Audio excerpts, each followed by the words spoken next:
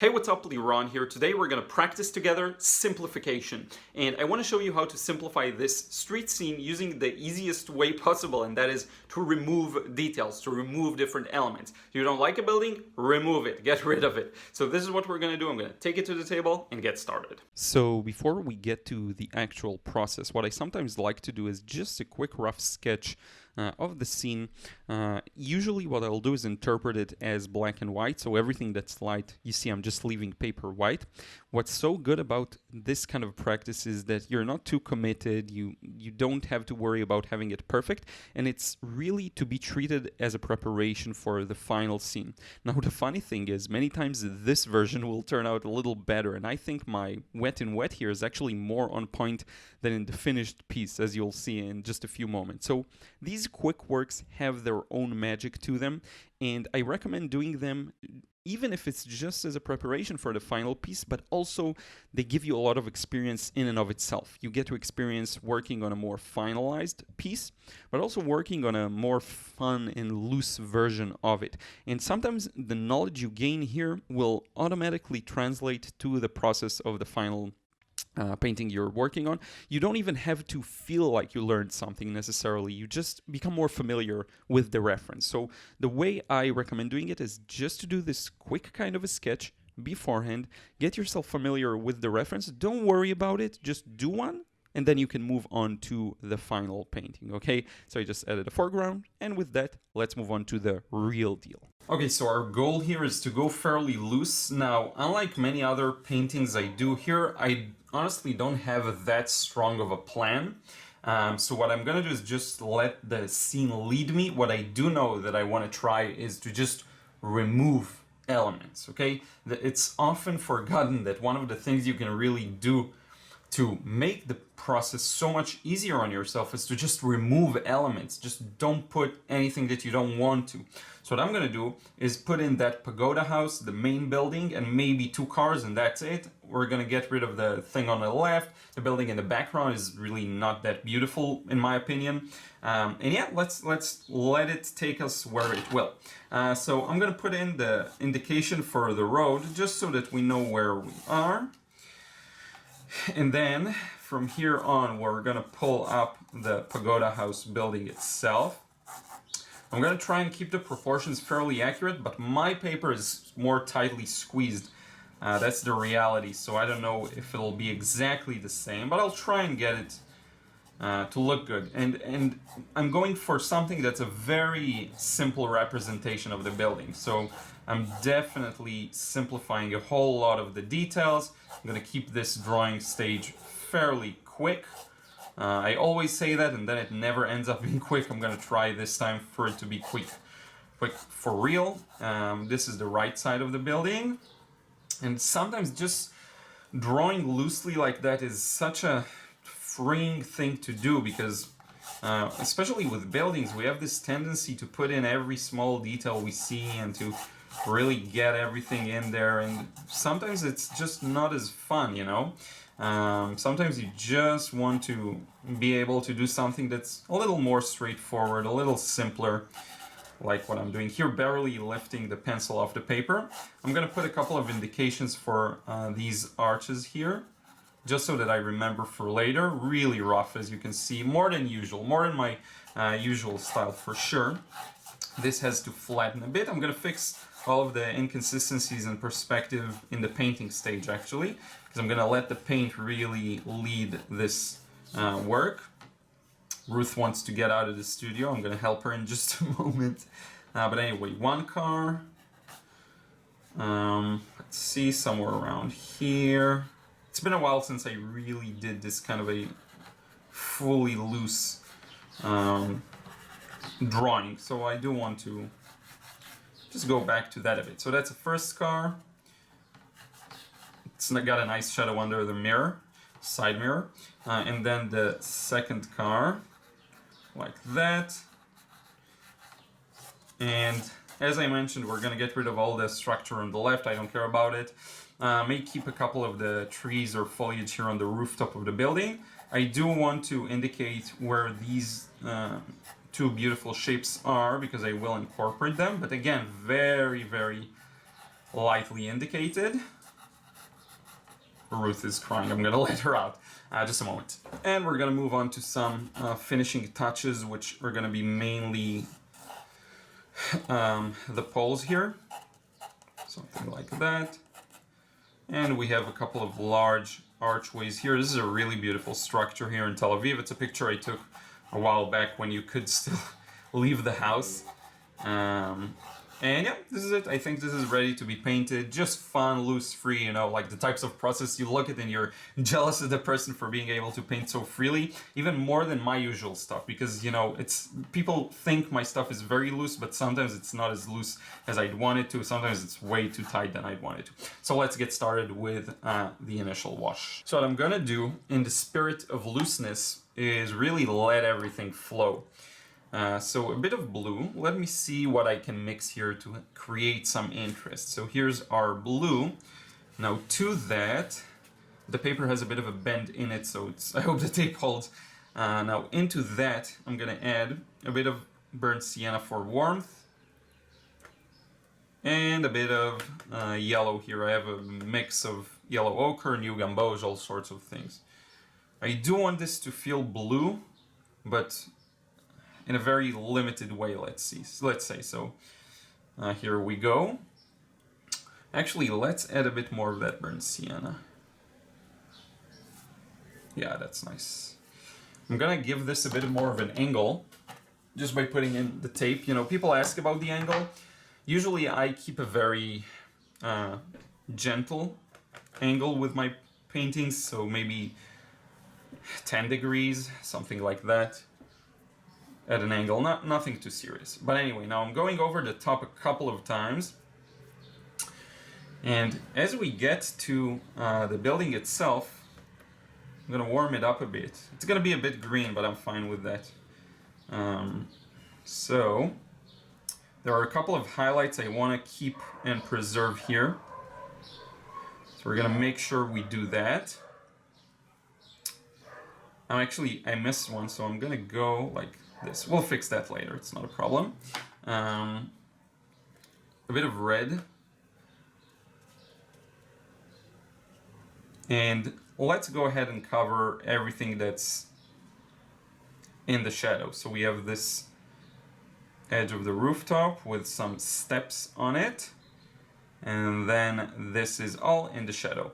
Now notice how within the shadow we have a couple of highlights which I find very interesting looking. You'll see them in just a moment. See, we're right around here. The way to preserve these highlights easily is to just go like top, bottom, and then sort of leave them. You see, like that. Maybe there's a diagonal line that runs across, and we'll move on. Now notice how the colors at the moment don't really have a meaning, okay? That's something to have in mind. They don't really have a meaning yet. They're just means of covering the entire paper up, okay? You could say that the temperature has a meaning, but I'm not even thinking about that aspect really. All I'm doing is avoiding some highlights that I placed for myself really. So we go over this. This entire thing is in the shadow, so luckily for us we can just go over it. Like that. These right sides of the structures that are beveled outwards will cast a shadow to the right. This is going to cast a shadow like this, and we have this hedge here, or ledge. This shadow like that. This is really among the only areas where you'll have to stop for a few moments and take a look. For the most part, this is going to be pretty, you know, straightforward. Just because this section has a bunch of highlights, I want to make sure I get them all, and I'm going to use my spray gun just to keep things moving a bit, like so. And when the colors are so free and they don't really have a true meaning, I find there's a lot of freedom in that as well. There are a couple of shapes here also that are beveled outside, so we're going to get those in. I'm going to leave this as a highlight. This entire thing's in the shadow. Let's grab some cooler mixes here. Put this entire thing in the shadow and just work our way a little carefully around the cars, but still fairly loose, okay? And then we have a shadow being cast from the tree here. And then there's a part that's a gentle highlight on the fence, or the, sorry, wall of the building. And a bunch of these small shadows you see coming through because of different trees and so on. There's another car here, dark. And then this connects directly to the shadow behind the cars, okay? So that's something I do want to put in at this stage. And connect that shadow, as long as you can make the connections, make them. Connect that shadow with the tires, bottom of the car, and the cast shadow of the car. And some of these will go over, surely, we'll get them to be darker. But if we can get some of them in right now, that would be best. Maybe we won't even darken them that significantly. But in any case, here we go. One car, two cars, maybe sidewalk or curb. And you could, just to frame this as a highlight, add just the shadow, you see? Just like that. And that way the street feels like it's a little more lit, okay? I'm gonna warm up this section actually, just a bit here. Well, I exaggerated, so let's go over it again, mute it down a bit. And I think with that we're done. I'm gonna show it to you up close, you see? So just a nice sense of light already in it. As soon as we start creating different separations, it's gonna be clearer, but I'm keeping this one fairly light, okay? And I think it's fun to show once in a while, just me kind of doing this thing and enjoying myself. I'm gonna do a lot of wet and wets in this section. Oh, I did want to add one last thing, which is the side mirrors for the cars. So that's one like that, and that's another one like that. Because you do see them. You could also add the windows to the sides, but just a very gentle touch here and here. And now let's let it dry and come back. So it's all dry now, and in this stage I think what's important is, and that's something that I'm still working on, is to build a fluidity and not get too caught up in the details. If you can go over the architecture relatively fast, that can be a huge advantage, really, because then you can pay attention to the overall composition, make sure everything works together, not get too bogged down in small details that are unnecessary for our current goal, which is to create a beautiful loose result. So I'm going to get started with this rooftop, leaving these steps that I see in the reference photo. And the rooftop itself is a little more blue, so I'd actually just put in a hint more blue in it. And then as I move this down, I really want to make the most out of this shadow shape. So as I move this down, I'm going to have a gradual transition into a more muted kind of color, which is really undefined, but you see here, just this kind of a thing. Let's get rid of this thing in the palette. And a lot of the beauty comes from making these transitions in as even a manner as possible. Just to make the most out of watercolor's flow and natural movement. For example, this cast shadow that I'm now pulling from the side of the building, and let's warm this mixture up a bit, is going to be connected to all these windows or doors, whatever these are, kind of like that.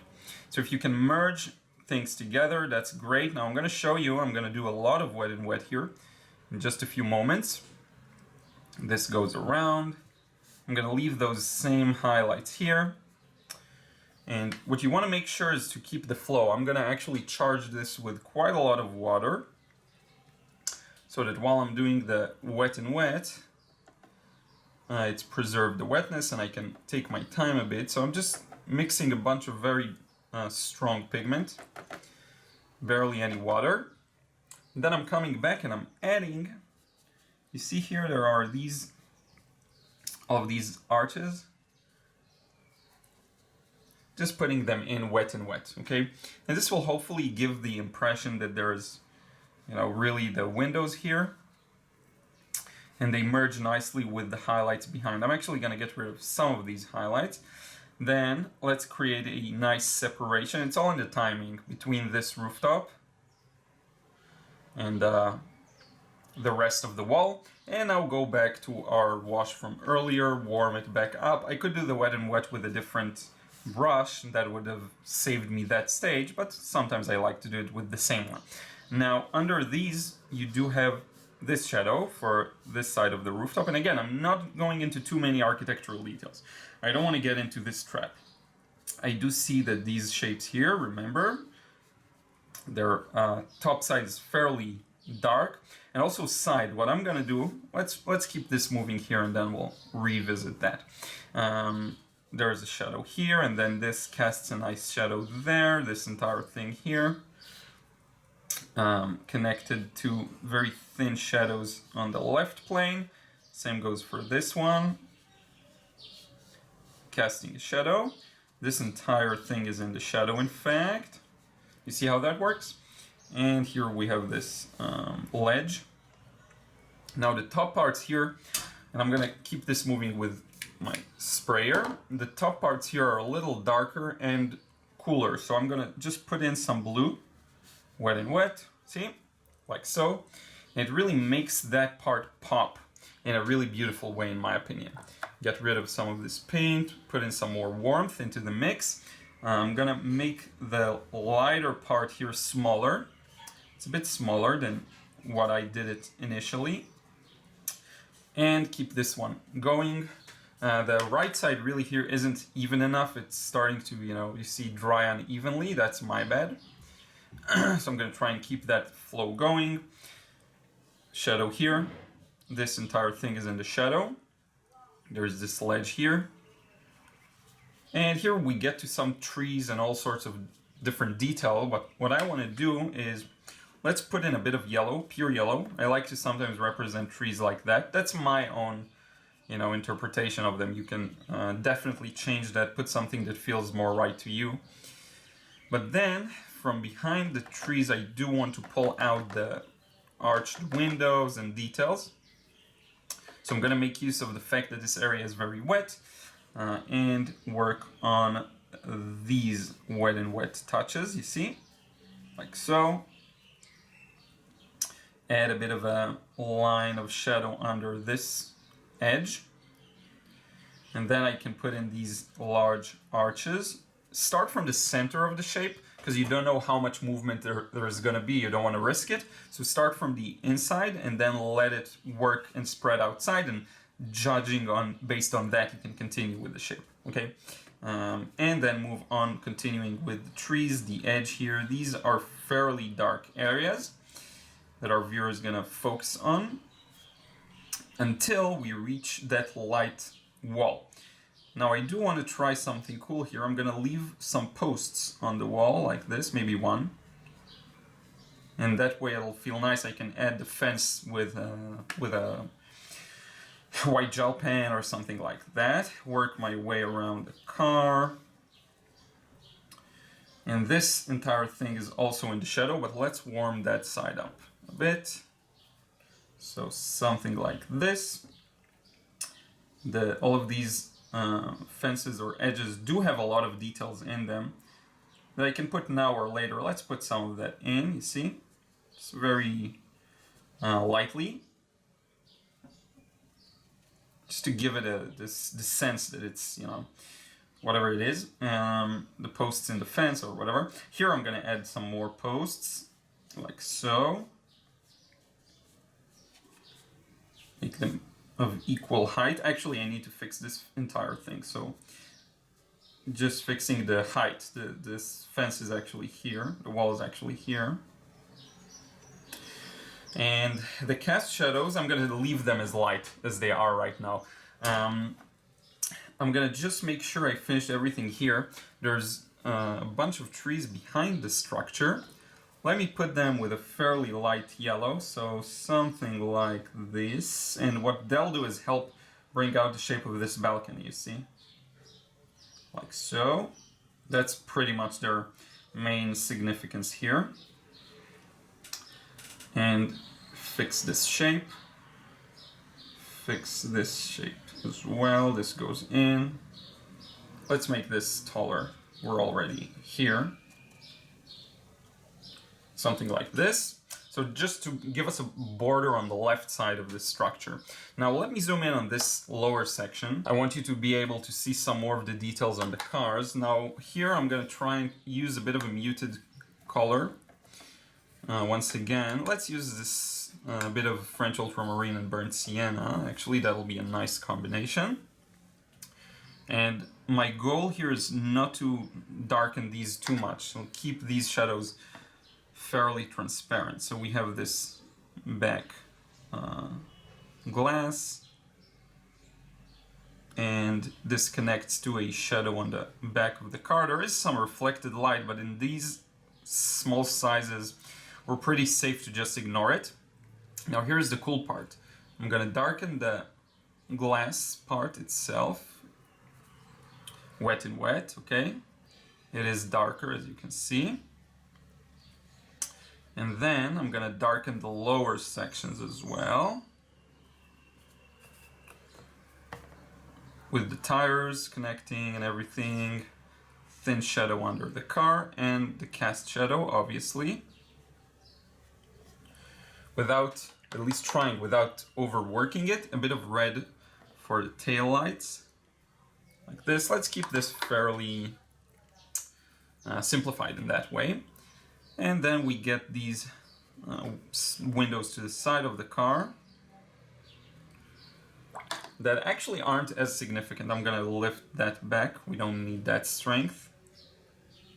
What's more significant is the, got a bit of the red here. What's more significant is the mirror itself justifying the shadow. So let's get that mirror in, like so.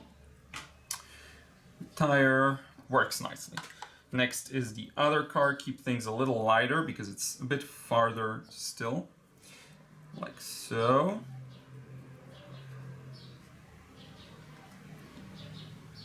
And I'm gonna charge a bit of water into this top part, make it a little lighter.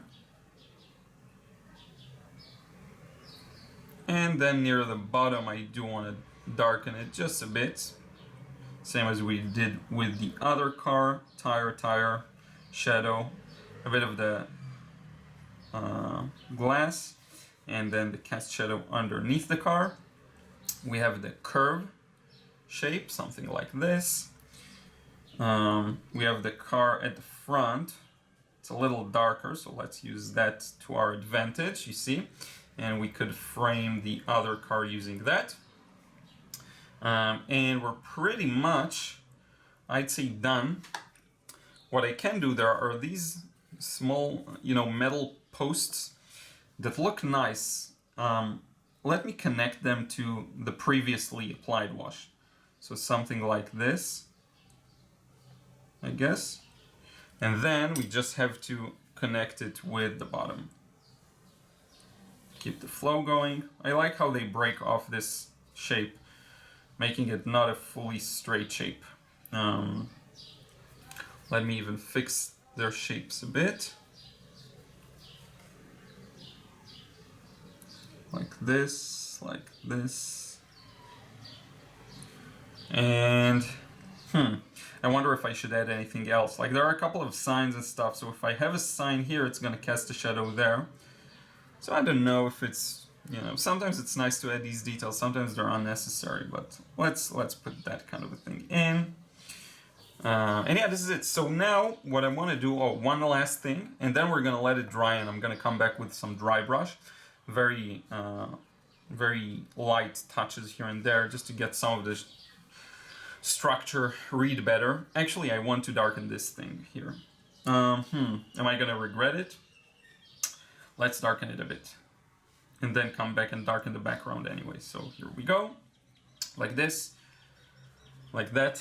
And I think we're good to go. One last time, let it dry, come back, add some very light touches and wrap it up. So in my opinion, this now is the most fun step because it's really like drawing. So what I'm gonna do is just grab a bit of dark paint here, and using a small brush makes it a little easier to get the dry brush effect in.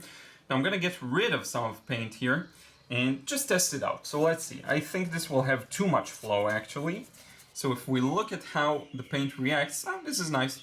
This is close to what we want. Now, my goal here, forget about the technique for a moment. I'm looking at the structure, comparing it to the reference photo and what I did, and I'm trying to figure out what areas did I not give enough attention to and should perhaps be darker and stronger. Now, while I'm darkening and strengthening them, a big issue is to make sure you still keep the flow going, okay? Just make sure you don't leave too many fragmented shapes. The easiest parts to get started with are actually parts like the rooftop here, but have in mind where you want to command the viewer's attention. So if you don't want too much attention here, don't put too many details in here. I do feel like some is necessary, so let me just go over this line we had from before. Now notice how there's this beautiful pattern on the top here. So I'm just gonna add that in. See, now there are a couple of shadows here, add those in. Just very small details. This is our opportunity to really fix in a way where the viewer's attention is, okay? Under these windows, we have this shape here. And you see it just adds a bit of volume to this section. Not necessarily depth. Some people say it adds depth. I don't really agree that depth is the main thing here. It's more about volume. It just makes it look more three-dimensional in my opinion. See under these arches, and you can add some darkness into the arches themselves. If something seems to be not dark enough, you go like this, you see? And it creates this nice, here it creates depth because it's a darker value. But usually what I find is that it just creates volume, a sense of three-dimensionality. Now we're gonna add a bit of a shadow under this curve right here. And again, don't leave too many fragmented shapes. You do want to keep some of the flow going. Here inside these arches, there's this pathway or door inside that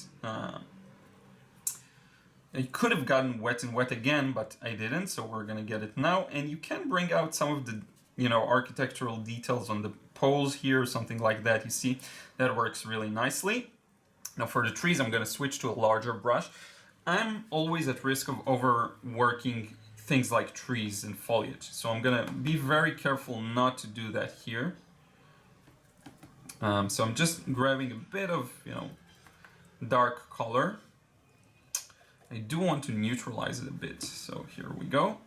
And starting from bottom to top, I'm gonna just add a couple of darker touches of shadow into the trees, you see how that works? And mostly near the bottom because I don't want them to interfere with the actual structure architecturally, you see? But this leads to a nice little contrast with the car. And if you look at the reference, it is a little, I'm just using toilet paper to blend some of the edges a bit. And you will see that this area is fairly dark in the reference photo. I wanted to convey that. Now back to our smaller brush, we're gonna add a strong shadow under this. But notice how we have some strong shadows here as well. See, like that. Sometimes you can flip it around and start from top to bottom. So imagine if I flipped it, but this time I don't want to. I want to keep your orientation the same. It's just easier to watch the video that way. But generally you could do that, okay? Now there is this sign here. I'm gonna make it red, like classic red sign. You could make this a little stronger, like so. And actually this stage isn't just for making things darker or for putting in the darkest shadows. You can also put in some important mid values that you missed. For example, for me, notice how this car is white. And this whiteness is lost because I did not make the wall a little yellower. The wall is white as well. So by doing that, you see how I made the car's white pop a little better. Now to be consistent, I'm gonna do it here as well. So just another thing to have in mind. You see how I made the shape of the car work by adding that wall. Other things, I think this area could use some details, so let's go a little warm. Just this area in between has a pretty strong shadow,